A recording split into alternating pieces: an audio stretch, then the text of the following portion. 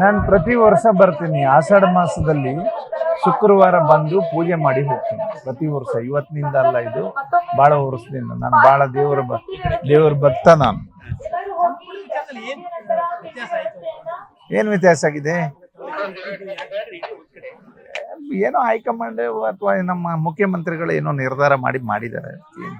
ನಮ್ಮ ಮುಖ್ಯಮಂತ್ರಿಗಳು ಫೋನ್ ಮಾಡಿ ಹೇಳಿದ್ರು, ಒಂದು 10 ಗಂಟೆಗೆ ಹೇಳಿದ್ರು, ಕ್ಲಿಯರ್ ಆಗಿದೆಪ್ಪ, ರೆಡಿ ಆಗಿದೆ. ಕಡೆಗೆ ಒಂದು 11 ಗಂಟೆಗೆ ಮತ್ತೆ ಫೋನ್ ಬಂತು, ಇಲ್ಲ ಹೀಗೀಗೆ ನಾವು ಚೇಂಜ್ ಆಗಿದೆ, ಅದು ಬೇರೆಯವ್ರಿಗೆ ಆಗ್ತಾ ಇದೆ. ಇಲ್ಲ, ಇವರು ಮಲ್ಲಣ್ಣನಿಗೆ ಮಾಡ್ಬೇಕು, ನಾವು ಮಲ್ಲಣ್ಣ ಅಂತ ಹೇಳ್ತಾರೆ.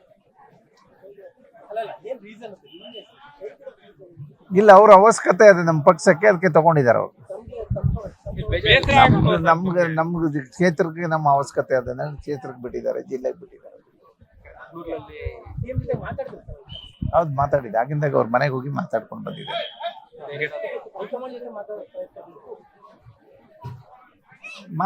ಮಾತಾಡ್ಬೇಕಲ್ಲ, ಮಾತಾಡೋದಷ್ಟೇ.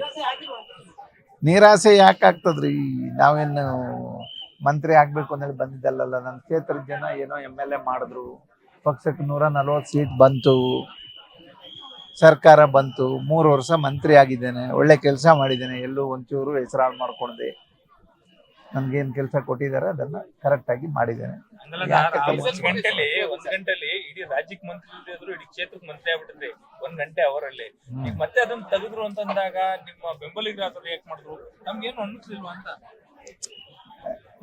ನೋಡ್ರಿ, ಈಗ ಇಡೀ ರಾಜ್ಯದಲ್ಲಿ ಅಲ್ಲಲ್ಲಿ ಗಲಾಟೆ ಮಾಡ್ತಾ ಇದ್ದಾರೆ. 34 ಬಿಟ್ಟು 35 ಮಂತ್ರಿ ಮಾಡ್ಲಿಕ್ಕೆ ಆಗ್ತದೇನ್ರಿ? ಆಗೋದಿಲ್ಲ. ಈಗ ಆಯ್ತು, ನನಗ್ ಕೊಡ್ಬೇಕು, ಯಾರನ್ನೋ ತೆಗಿಬೇಕಲ್ಲ.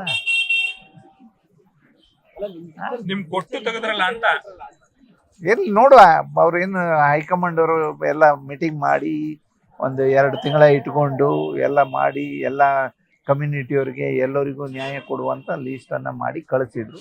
ಅದ್ರಲ್ಲಿ ವ್ಯತ್ಯಾಸ ಆಗಿದೆ. ನೋಡುವ ಮುಂದೆ ಏನಾಗ್ತದೆ. ಕರಾವಳಿ ಭಾಗಕ್ಕೆ ಅನ್ಯಾಯ ಆಗ್ಲಿಲ್ವಾ ಅಂತೇಳಿ ಕರಾವಳಿ ಭಾಗದಲ್ಲಿ ನೋಡಿ, ಎಲ್ಲಿ ಅನ್ಯಾಯ ಆಯ್ತು, ಅನ್ಯಾಯ ಆಗ್ಲಿಲ್ಲ ಅಂತ ಹೇಳಿದ್ರೆ ನಾವು ಮಾತಾಡಿದ್ ಮಾತ್ರ ಉಳಿತದೆ. ಅನ್ಯಾಯ ಆಗಿದ್ದಕ್ಕೆ ಅನ್ಯಾಯ ಅಥವಾ ಮುಂದೆ ಏನು ಅಂದೇಳಿ ಆ ಭಾಗದ ಜನ ತೀರ್ಮಾನ ಮಾಡ್ತಾರೆ. ಆವಾಗ ನಿಮ್ಮ ಟಿವಿಲೇ ನಾವು ನೋಡ್ಬೋದು, ಅಥವಾ ಇಡೀ ರಾಜ್ಯದ ಜನ ನೋಡ್ಬೋದು. ಅದ್ ನನಗೆ ಗೊತ್ತಿಲ್ಲ.